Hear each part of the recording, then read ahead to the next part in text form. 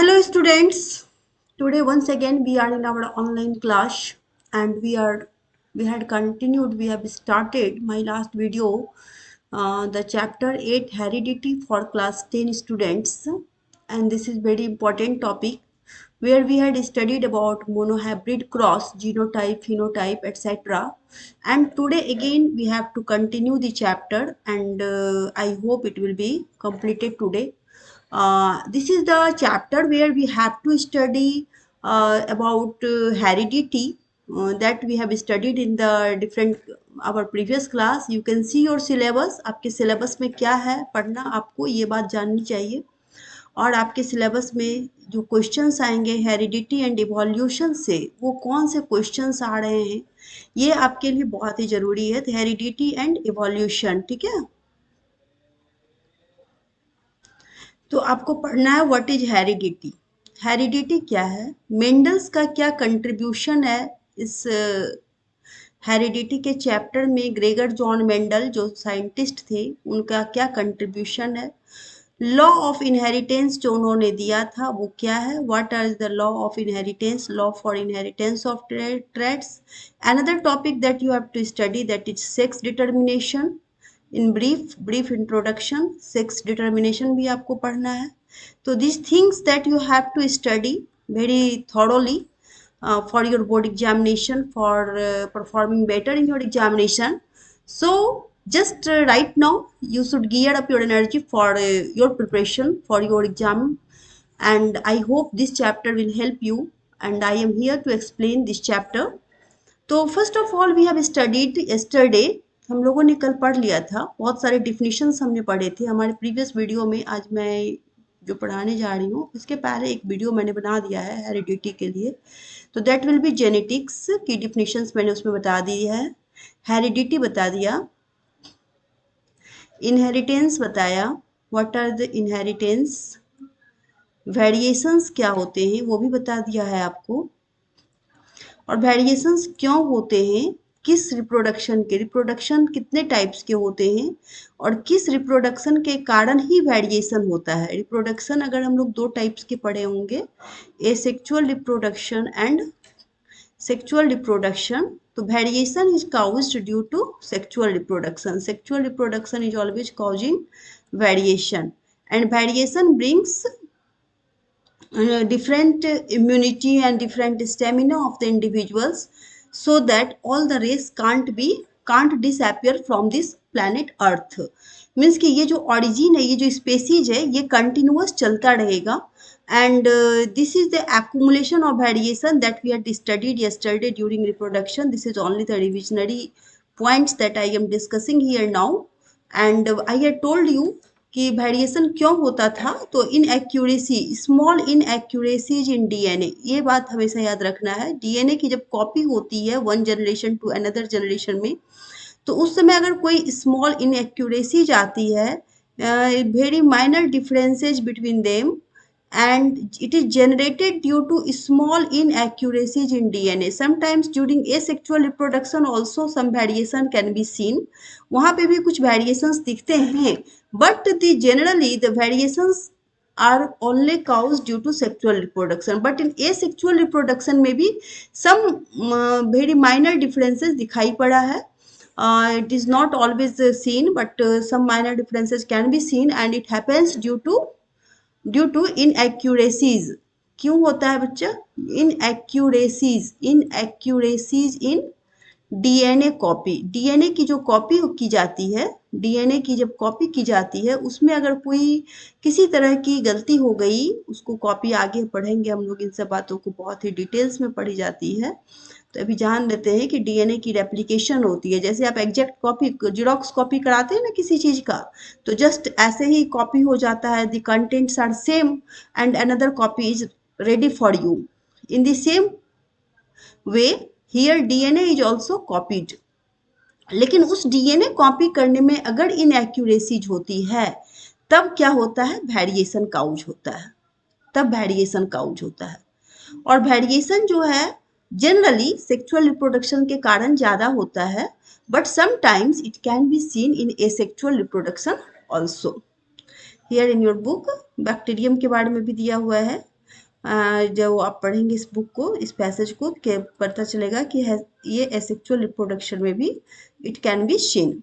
But generally क्या है कि वेरिएशंस जो होते हैं डिफरेंट, हम लोग डिफरेंट जो इंडिविजुअल्स होते हैं, हर इंडिविजुअल्स की एक अलग अपनी वेरिएंट्स हैं, और हम लोग हर इंडिविजुअल्स जो होते हैं एक अपनी अलग स्टेमिना, अलग कैपेसिटी, अलग इंडिविजुअल्स, हर इंडिविजुअल्स की अलग अपनी कैपेसिटी होती है, अलग अलग अलग पोटेंशियल्स होते हैं। वो इसलिए होता है because in human beings or in other organisms where sexual reproduction is taking place, there is no 100% inheritance, but variation is also caused there. So we have studied about heredity, we have studied about inherited traits. Inherited means कि जो inherit करते हैं हम अपने parents के द्वारा, जो similarity हमारे में आती है, जो सिमिलैरिटीज हमारे में आती है उसी को इनहेरिटेड ट्रेड्स कहते हैं, डिफरेंसेज को वेरिएशंस कहते हैं। ठीक है, in this topic you have studied, and in previous video I have told you that see the picture here and see the differences. Always read, for a better study always read the diagram details.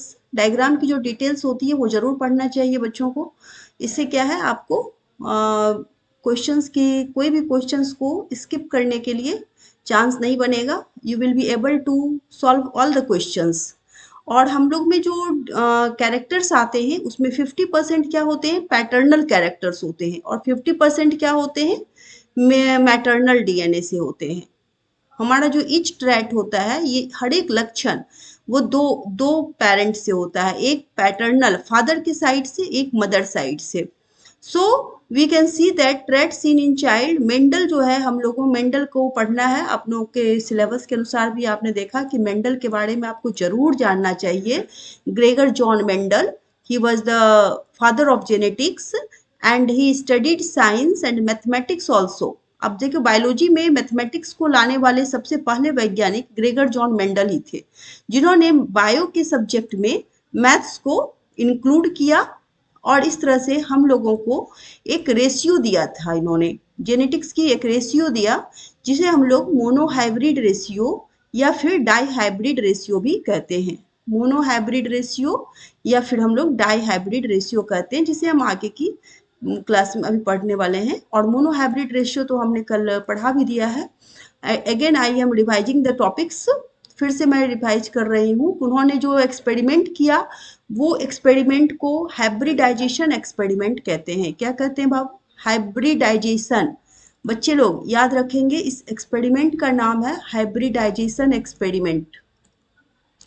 और उन्होंने hybridisation experiment किस plant पे किया, ये भी आपको याद रखना है, हमेशा याद रखना है। पी प्लांट पे किया।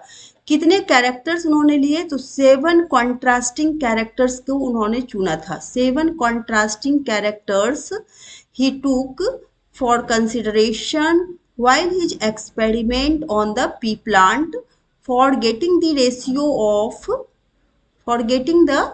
ratio of dominant character or recessive character. तो what are these? One is round wrinkled seeds, round और wrinkled seeds लिया है। टॉल और शॉर्ट प्लांट्स लिया है, एक प्लांट टॉल लिया तो एक प्लांट शॉर्ट ले लिया। व्हाइट फ्लावर, वायलेट फ्लावर्स ले लिया। इस तरह से इन्होंने 7 पेयर ऑफ कंट्रास्टिंग कैरेक्टर्स लिया है, और ये 7 पेयर ऑफ कंट्रास्टिंग कैरेक्टर्स भी आपको हमने कल बता दिया है, आप इसको पढ़ लेंगे अच्छे से। एंड अगेन ये मोनोहाइब्रिड क्रॉस फर्स्ट टाइम जो उन्होंने जनरेशन दिखाया था, तो उसी को हम लोग पढ़ेंगे कि किस तरह से उन्होंने फर्स्ट टाइम जो एक्सपेरिमेंट किया था, वो एक्सपेरिमेंट उन्होंने सबसे पहले एक टॉल प्लांट लिया था, टॉल पी प्लांट, और उन्होंने क्या लिया, एक ड्वार्फ पी प्लांट लिया। अब इसके पहले तो आपको पॉलिनेशन और फर्टिलाइजेशन जरूर, हमें लगता है आप जान रहे होंगे, क्योंकि उसके बिना ये आगे का कोर्स नहीं होगा। ये हाइब्रिडाइजेशन प्रोसेस है। This is the hybridization experiment. Hybridization experiment done by Gregor John Mendel. Tall pea plant and dwarf pea plant.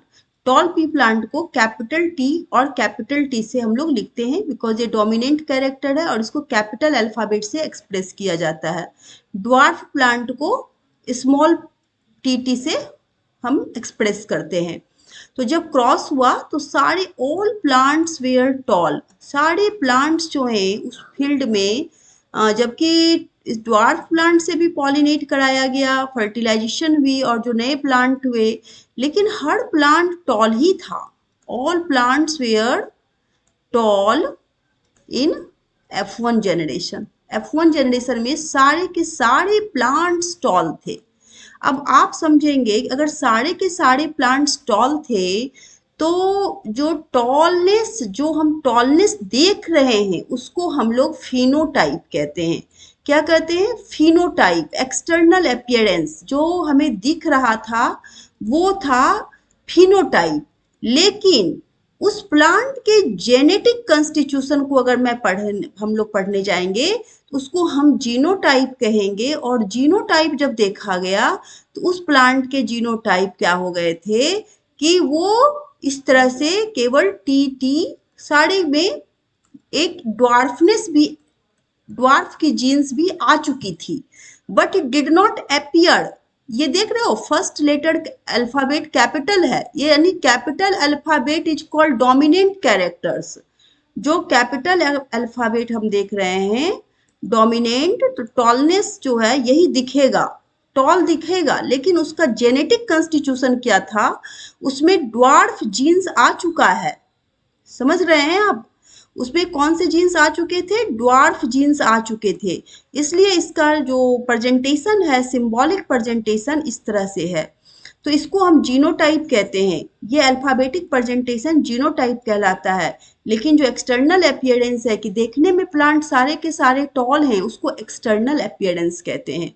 तो इस तरह से अब हम लोग जो है इसको कैपिटल टी और स्मॉल टी अब हम आराम से फिर से आपसे बता रहे हैं। कैपिटल टी स्मॉल टी से जब प्लांट्स का जो F1 जनरेशन हुआ, F1 जनरेशन फर्स्ट जनरेशन जो प्लांट्स आए थे वो सारे के सारे प्लांट्स टॉल थे, लेकिन उनका जीनोटाइप क्या था बच्चा, कि जीनोटाइप उनका सबका कैपिटल टी और स्मॉल टी था। अब क्या किया इन्होंने, मेंडल ने क्या किया, इस फील्ड में एक क्रॉप जो लगाया गया था, इस फील्ड में क्रॉप इसी के दो प्लांट्स को ले लिया, एक ही क्रॉप, एक ही फील्ड के दो क्रॉप को लिया, यानी कि सेल्फिंग कराया। ये दूसरे फील्ड के क्रॉप्स को नहीं लाए हैं। तो अब यहाँ पर फिर टीटी को टीटी से क्रॉस करा दिया। अब यहाँ अंतर देखो, पहले प्योर टॉल, ये प्योर टॉल है और ये प्योर ड्वार्फ है, यानी दो अलग अलग फील्ड से इन्होंने दो अलग अलग पौधे को लिया जिसमें कि कैपिटल टी और स्मॉल टी थे।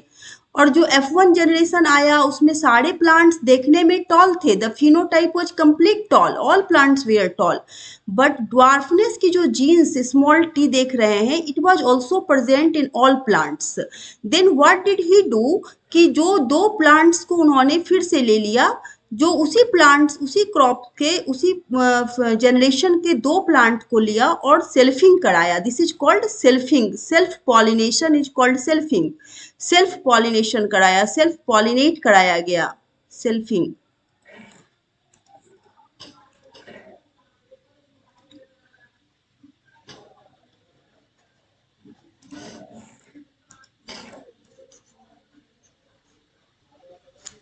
सेल्फ पॉलिनेशन आप पढ़े होंगे।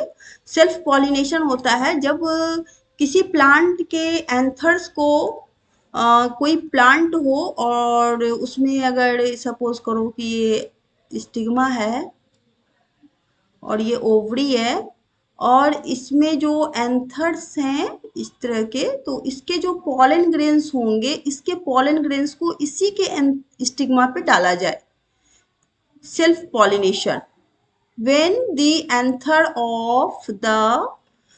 the pollen grains of a flower is transferred to the stigma of same flower, that is called self pollination।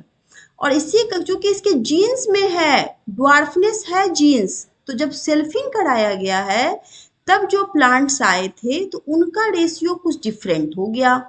Pure tall, कुछ प्लांट्स टॉल दिख रहे थे, कुछ प्लांट्स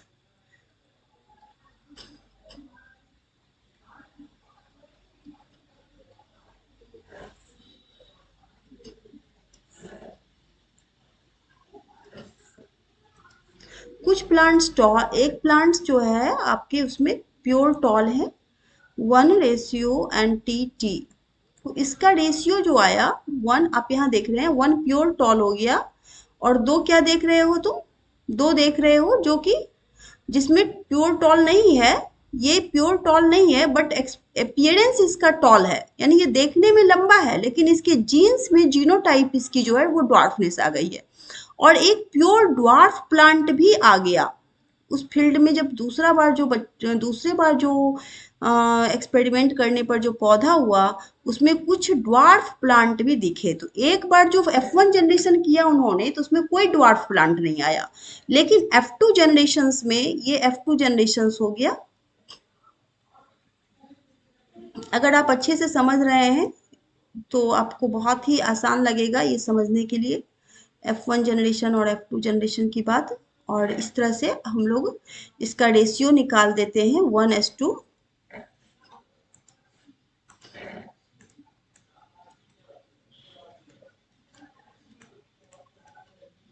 ये this is called phenotype.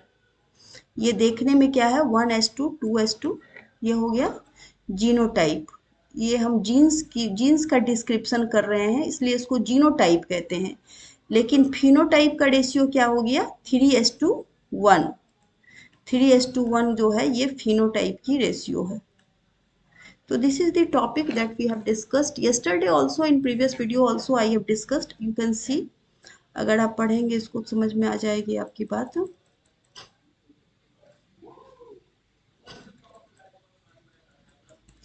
Now we are going about cross fertilization and self fertilization। Cross fertilization when pea plant showing two different characteristics. उस समय हम लोगों ने सिर्फ टॉल और ड्वार्फ का चर्चा किया, टॉल एंड ड्वार्फ, क्योंकि एक ही वन कंट्रास्टिंग कैरेक्टर को ले रहे हैं इसलिए इसको मोनोहाइब्रिड, वन कंट्रास्टिंग कैरेक्टर है कि एक टॉल है तो दूसरा ड्वार्फ है, इसलिए one contrasting character, so it is called mono. Mono means single होता है, मोनोहाइब्रिड क्रॉस कहा जाता है। Now we are going to discuss the double, यानी कि डाई हाइब्रिड को अब हम लोग क्रॉस करने जा रहे हैं। Di hybrid ratio, di hybrid, अब दो कैरेक्टर को लेकर जब चलेंगे तो उसको डाई हाइब्रिड क्रॉस कहते हैं। तो what do the progeny of a tall plant with round seeds, अब राउंड सीड्स उसमें ऐड किया गया, दो कैरेक्टर वाले प्लांट को लिया गया। प्लांट टॉल हो और उसकी सीड्स कैसी होगी, राउंड होगी, और एक प्लांट शॉर्ट होगा लेकिन उसके सीड्स रिंकल्ड होंगे। तो आप देखिए यहाँ पे आपके पास जो बुक है कैपिटल, आप अपनी बुक को ओपन करके देख लें। कैपिटल RR जो राउंड के लिए यूज किया जा रहा है, और ग्रीन यानी कैपिटल स्मॉल वाई जो डोमिनेंट कैरेक्टर नहीं है, वो रिसेसिव कैरेक्टर है, और स्मॉल RR जो है वो रिसेसिव कैरेक्टर है, और एक जो है इसका डोमिनेंट कैरेक्टर है। तो एक डोमिनेंट और एक रिसेसिव, एक डोमिनेंट एक रिसेसिव कैरेक्टर को लिया गया है। There would also be some F2 progeny that showed new combinations. Some of them would be tall but have wrinkled seeds। अब आप इसको जब देखेंगे, जहां भी कैपिटल अल्फाबेट आप देख रहे हैं, that you understand that is the dominant character, इसको हम लोग डोमिनेंट कैरेक्टर कहते हैं। और वहीं पे अगर कोई स्मॉल RR लिखा हुआ है तो ये रिसेसिव कैरेक्टर हो गया। एक ही कंट्रास्टिंग कैरेक्टर के दो फॉर्म होंगे, एक डोमिनेंट होगा तो एक रिसेसिव होगा। तो अब याद ये रखना है कि कैपिटल R किसके लिए है, तो कैपिटल R राउंड के लिए है और स्मॉल r रिंकल्ड के लिए है। Do you understand? Wrinkled recessive genes के लिए स्मॉल RR रिंकल्ड जीन्स हो गए, रिंकल्ड कैरेक्टर्स हो गए, रिंकल्ड सीड्स हो गए, और राउंड सीड्स के लिए कैपिटल RR यूज करेंगे। उसी तरह से कैपिटल Y अगर सीड्स का कलर देख रहे हैं तो वो येलो कलर का है, ये डोमिनेंट कैरेक्टर है। लेकिन वहीं पे स्मॉल वाई अगर कह दें, इसका मतलब ये ग्रीन है और ये रिसेसिव कैरेक्टर है। तो दो कंट्रास्टिंग कैरेक्टर को लिया गया, एक राउंड और रिंकल सीड्स और येलो ग्रीन सीड्स को लिया गया है। अब आप यहाँ पे देख रहे हो ये जो डायग्राम है ये बहुत इंपॉर्टेंट डायग्राम है, इसको खुद से भी बना सकते हैं आप। तो कैपिटल आर और स्मॉल वाई, ठीक है, फिर small R small round green और रिंकल्ड येलो। अगर हम लोग इसको भी चेकर बोर्ड पर बना लें,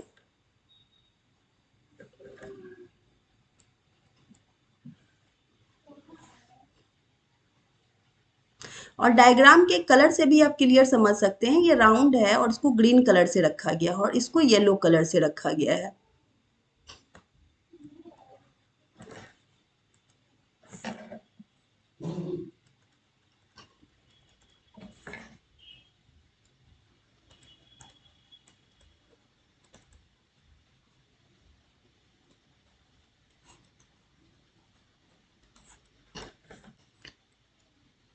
मैं भी ग्रीन कलर ले रही हूँ, ठीक है। ग्रीन कलर में हम दिखा रहे हैं ये राउंड है और ग्रीन है, राउंड एंड ग्रीन। और दूसरा जो होगा वो येलो ले लेते हैं, और ये रिंकल्ड है। रिंकल्ड मतलब क्या कि स्मूथ नहीं होगा, रिंकल्ड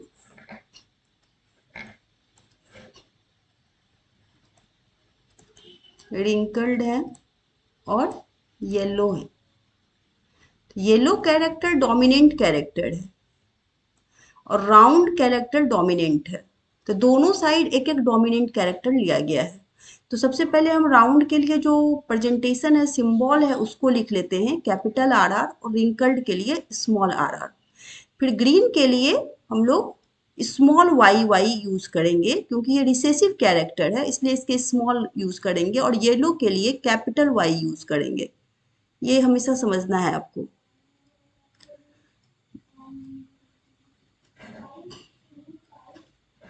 अब इससे जो गैमीट्स बनेंगे, आप इस चीज को देखेंगे, आर और वाई, एक स्मॉल वाई दे देंगे और एक कैपिटल आर देंगे, इसमें एक स्मॉल आर देंगे और एक कैपिटल वाई दे देंगे। दोनों से एक एक गैमेट आ रहा है, law of segregation.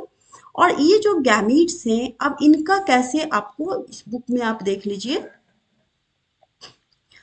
R Y आ गया है। अब इन दोनों से जो गैमेट्स बना है वो क्या बना है, इनके जो जेनेटिक जीनोटाइप हैं वो क्या आए, तो राउंड और येलो आए। क्या आए, राउंड और येलो। अगर हम देखें इस पे, इसके जो सेल्फिंग या इसकी जो क्रॉस कराई गई, तो हमारे पास जो जीन्स बना था वो जो प्रेजेंट हुआ F1 जनरेशन में, वो हुआ क्या हुआ कि राउंड ले लिया, round was dominant, here yellow was dominant. Understand the matter, understand the matter very well. जो डोमिनेंट कैरेक्टर थे वो प्रेजेंट हो गए, आर और स्मॉल वाई। यानी कि फिनोटाइप, उनका जो फिनोटाइप है देखने में ये है, देखने में ये कैसे हो रहे हैं, राउंड हैं और येलो हैं। लेकिन इनकी जीनोटाइप कैसी होगी, जीनोटाइप कैसी होगी, तो जीनोटाइप में इसमें एक स्मॉल आर भी आ जाएगा और कैपिटल वाई के साथ एक स्मॉल वाई भी आ जाएगा। Understand, this is the F1 generation. अब इतने सारे पौधे जो भी प्लांट्स आए, सारे के सारे प्लांट्स राउंड हैं और येलो हैं, यानी डोमिनेंट कैरेक्टर्स प्रेजेंट कर दिया। एक्सटर्नल अपीयरेंस इनका राउंड है और येलो है, लेकिन इनका जेनेटिक मेकअप में, जीनोटाइप में, वो जो रिसेसिव कैरेक्टर्स हैं वो भी आ चुके हैं। जब अब सेल्फिंग जब होगी इस आर आर और वाई वाई से,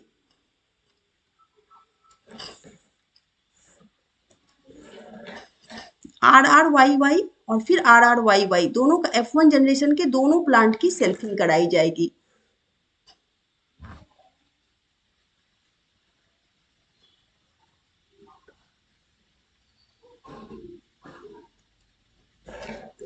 RRY जो आपके F1 जनरेशन के जो भी पौधे आए थे, तो उसी पौधे का सेल्फिंग कराया जा रहा है।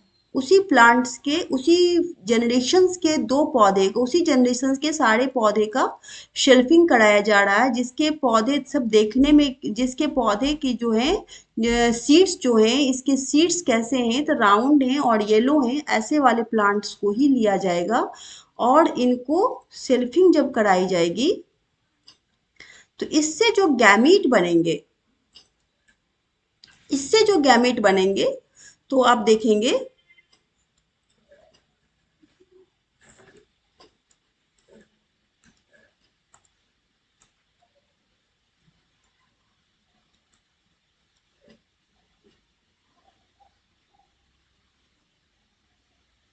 आप इसको चेकर बोर्ड पे भी बना सकते हो। चेकर बोर्ड अगर मैं बताऊं, तो चेकर बोर्ड भी आप बना सकते हैं।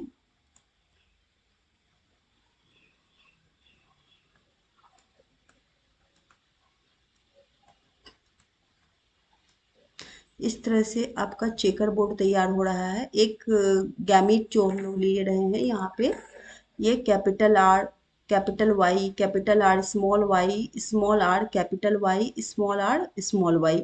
और इसी तरह से फिर इस साइड भी हम लोग F2 जनरेशन में क्रॉसिंग कराते हैं, तो हम लोगों के पास इस तरह का कैरेक्टर बनता है।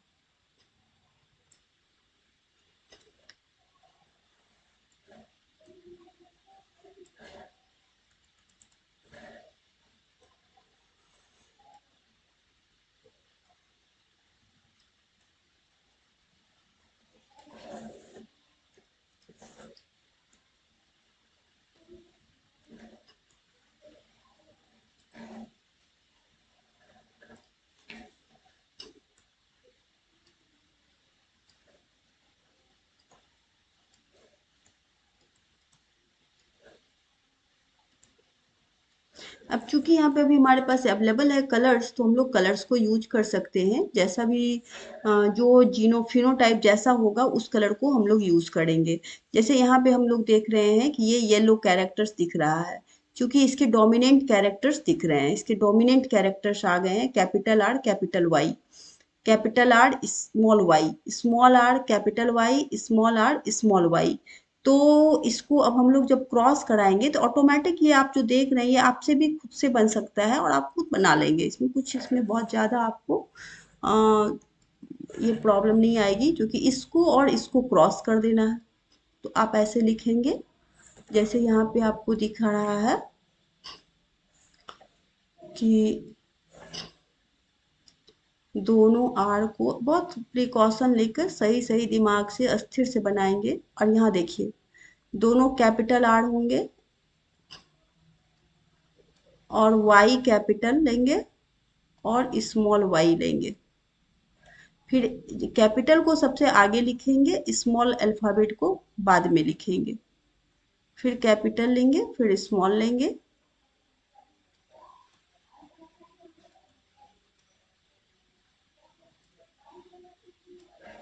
ये आप देख रहे हैं यहाँ पर डोमिनेंट कैरेक्टर सब में अवेलेबल है। कैपिटल आर और capital Y, capital R, capital Y, capital R, capital Y, capital R, capital Y. Genotype different है, तो इसको हम समझ रहे हैं कि ये सारे के सारे पौधे क्या कलर के आ गए हैं, येलो कलर के हो चुके हैं। येलो और राउंड है।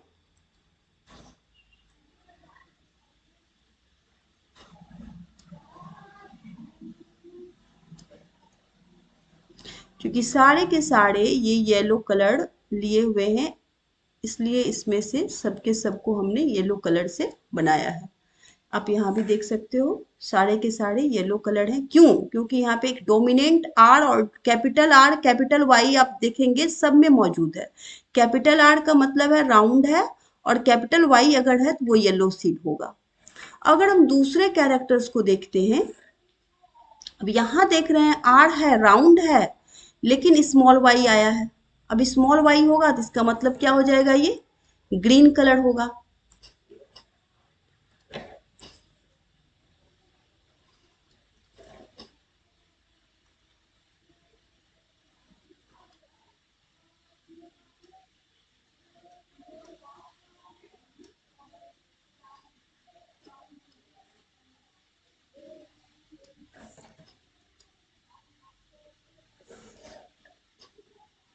Capital are sorry green colour कर दिया था हमने इसको, ये देखने में येलो रहेगा। Phenotype will be yellow, phenotype will be always yellow. Phenotype इनका जो होगा वो आप इसको येलो में रखेंगे। फिनोटाइप, फिनोटाइप हमेशा ध्यान देना है कि फिनोटाइप जहां भी कैपिटल वाई आ जाएगा यानी कि येलो हो जाएगा। और फिर देखिए दूसरा हम लिख रहे हैं थोड़ा रेड कलर ग्रीन कलर से। Capital R capital Y capital R, दोनों कैपिटल आर है, दोनों स्मॉल वाई है। स्मॉल वाई का मतलब क्या हो गया कि वो ग्रीन कलर के सीड बन जाएंगे, ये ग्रीन होगा। राउंड है लेकिन ग्रीन प्रेजेंटेशन आया। फिर इसको मल्टीप्लाई आप करेंगे, R capital R small R, again y is capital here and this is small, so it will be again yellow in color। फिर ये येलो कलर आ गया क्योंकि इसकी y डोमिनेंट कैरेक्टर दिख रही है। अगेन इसको और इसको मल्टीप्लाई करिए तो बन जाएगा आपका कैपिटल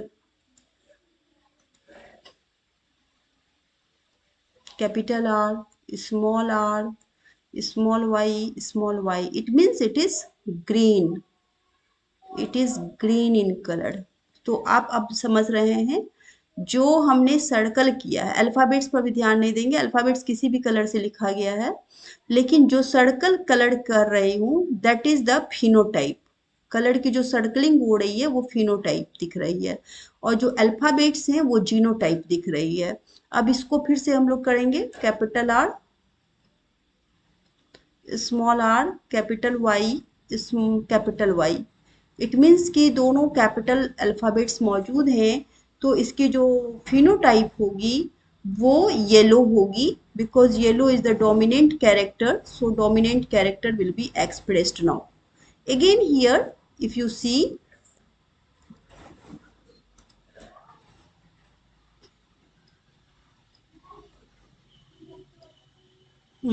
यहाँ फिर कैपिटल वाई आ रहा है हमारे पास, तो इसका मतलब इसका जो है कलर ये येलो सीड्स होंगे। इससे आप रेशियो निकालेंगे और अगेन आर आर और वाई वाई है तो आप इसको लिखेंगे capital R capital Y small Y. अब आप बताइए कि इसकी जो राउंड सीड नहीं है ये रिंकल्ड हो जाएगी, ये सीड रिंकल्ड होगी लेकिन इसके कलर क्या होंगे, येलो होंगे। तो इसको हम लोग थोड़ा इस तरह से बनाएंगे, ये रिंकल्ड सीड्स की निशानी आ गई। और अगर दूसरा क्रॉस कर रहे हैं हम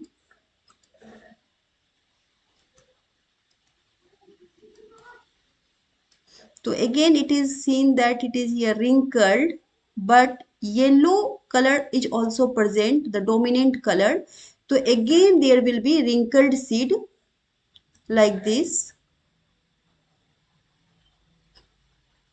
but yellow in color। Now again one topic, one more row that you have to complete, you can do yourself in your notebook, आप खुद से आप इस चीज को करें। तो आपके लिए मैं बहुत ही आराम से स्लो पढ़ा रही हूँ ताकि आपके समझ में कंप्लीट ये बातें आ जाए। Here you can C round होगा और येलो होगा,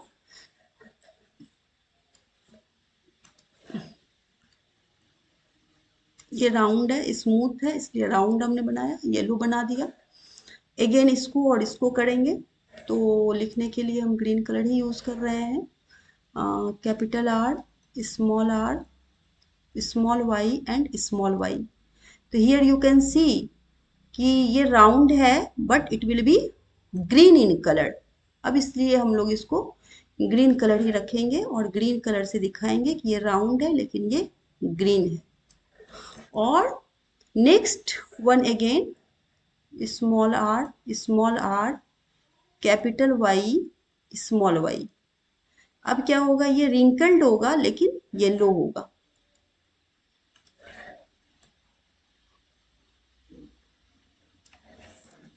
नेक्स्ट हियर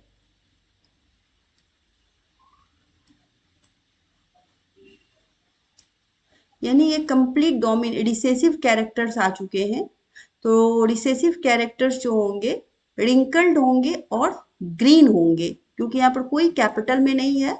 तो ग्रीन जो है वो रिसेसिव कैरेक्टर है, और रिंकल्ड भी ग्रीन कलर रिंकल्ड है, इसलिए रिंकल्ड और ग्रीन हो गया। अब आपको रेशियो बताना है। जैसे यहाँ पे आपका रेशियो बनाया गया है, राउंड और येलो कितने आए, 9331 आपके पास रेशियो आनी चाहिए, 9331। तो अब हम भी अपने रेशियो में देखेंगे, नोट्स में आपके जो नोट्स बन रही है उसमें कितने आ रहे हैं, तो आप अब बताएंगे हमें। राउंड, राउंड एंड येलो, ठीक है।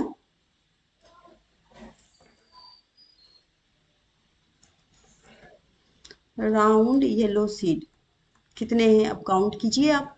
राउंड येलो यानी स्मूथ होना चाहिए और येलो होना चाहिए।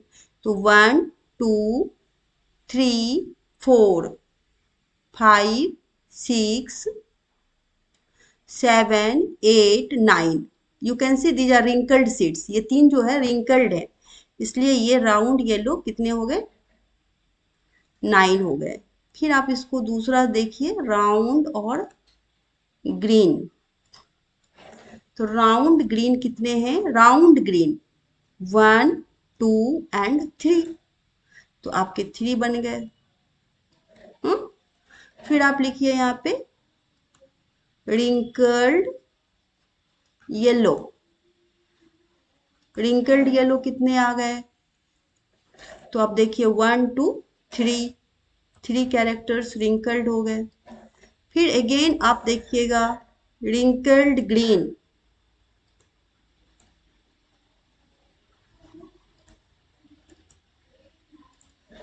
रिंकल्ड ग्रीन कितने आ गए, ओनली 1 है। तो इस तरह से जो जीनोटाइप आया वो जीनोटाइप रेशियो 933, ये फिनोटाइप रेशियो, इनकी जो एक्सटर्नल अपीयरेंस की बात मैं कर रही हूँ, एक्सटर्नल अपीयरेंस के अनुसार अभी रेशियो निकाला हम लोगों ने।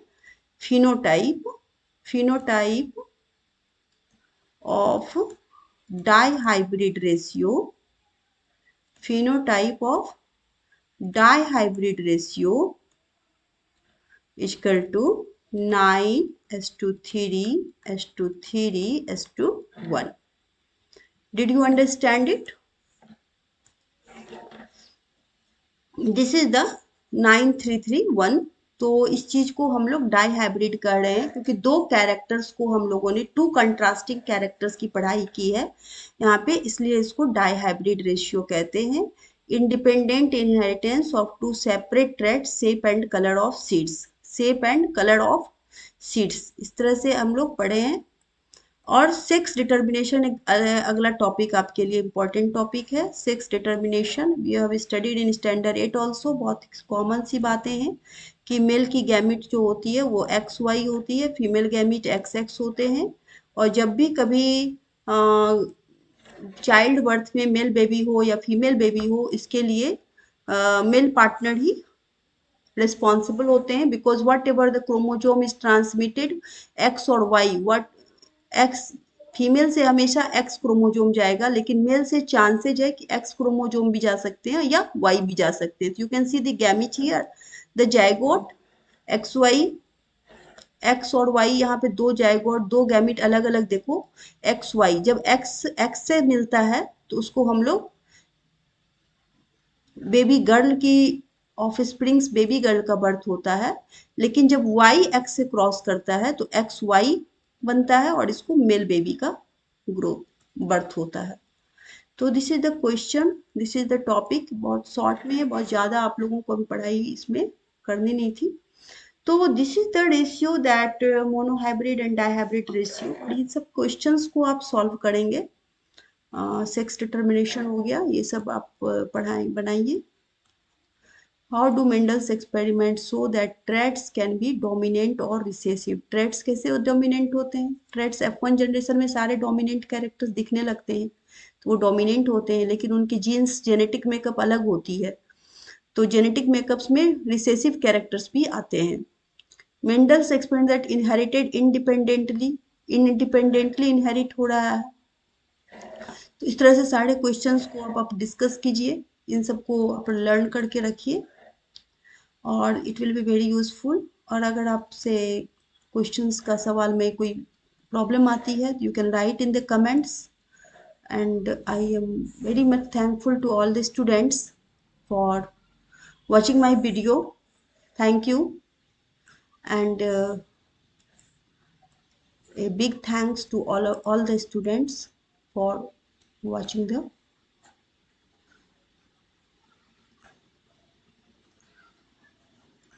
Thanks for watching. You can interact through the comment. Write in comment box. Use the comment box also. If you have to send any message, and if you have to read another book also, reference book also, you can write in the comment box. I will make the video upon that, from that book also, like of S Chand or Pradeep if you want. But better it is that you have to first make good concept through NCRT books. NCRT की book जो है ये lifeline होती है. NCRT book is the lifeline. So always believe in this lifeline for the success. Okay, not only in board exam but in competitive exam also, whatever is written here, it is very brief and concise and very good sentence. But the main thing is that the every sentence should be explained by the teachers, and every student has to understand the topics very well through this NCRT book. Okay, thank you very much for watching the video. If you like it, share and subscribe also. If you watch the video, like and share, like also and share also and subscribe also.